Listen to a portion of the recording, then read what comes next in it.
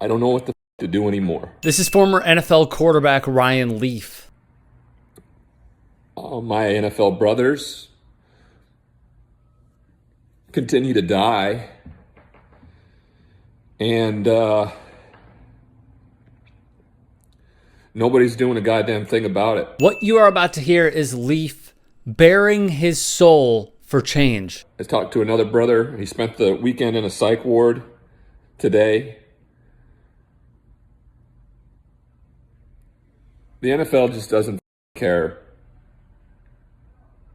They don't care. I mean, they'll write condolence letters and like that. He wants change from a league that uses benefits, then discards the determinant of the human body.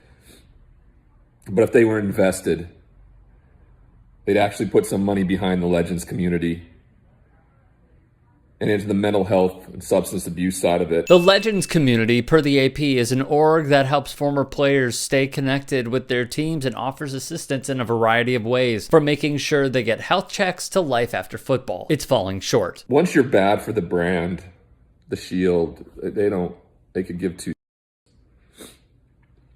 I don't know what the hell to do. This man is exposing the mistreatment that has been thrusted onto ex-employees that the NFL simply cannot use up anymore, where the league continues to churn in record profits. They don't get how precious life is. And then I have this survivor's guilt. A ton of it. We're going to go to the mysterious death of a former Tampa Bay Buccaneers player. An investigation is underway after retired star Vincent Jackson was found dead at a Florida hotel. Jackson, like Leaf, played for the San Diego Chargers. You need to do something.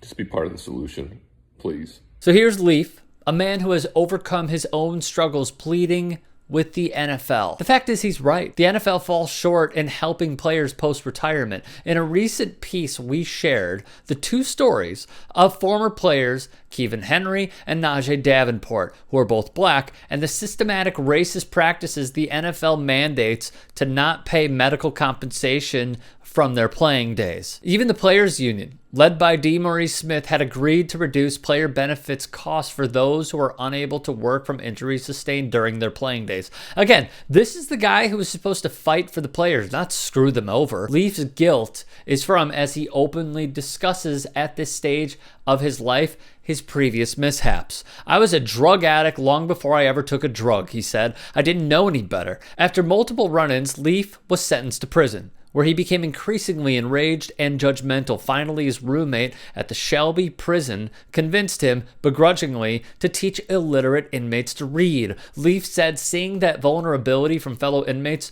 quote, opened his eyes and helped him to feel empathy. What he's doing here is bringing the problems to light from the #1 league in the United States. One New York Times study found out of 111 examined brains of former players, 110 had CTE. My favorite story of the NFL pretending to care is this. In 2017, the league announced a $100 million commitment to concussion research, but only funded one study in regards to CTE, that being the link between CTE and horse jockeys. They tapped an Australian researcher who once described American coverage of CTE as, quote, carry on and hoo-ha, and a British doctor whose concussion presentations sometimes have included flippant jokes and video of tumbling jockeys set to slapstick music. Players are dying by suicide because of the effects of CTE caused by playing football in the NFL. Junior Seau, Dave Duerson, Ray Easterling, Adrian Robinson, just to name a few. The NFL also doesn't seem to have opioid use under control, with Hall of Fame QB Brett Favre saying he had checked into rehab facilities 3 times during his career. Hundreds of former players reported using pain pills during their stint in the NFL, something they never did in college. Many players experienced financial hardship after the NFL. A study in 2015 showed that 1 in 6 NFL players go bankrupt. Ex-NFL tight end and friend of the show, Martellus Bennett, wrote in part in a must-read Twitter thread this: football really F's up your mental, Integrating back into everyday society after a career continues to be a struggle for a lot of guys. The PTSD, the identity crisis, the pain, the constant reminder of who you used to be by fans and trophies and highlights and family as you're trying to transition into the new you really slows down the process.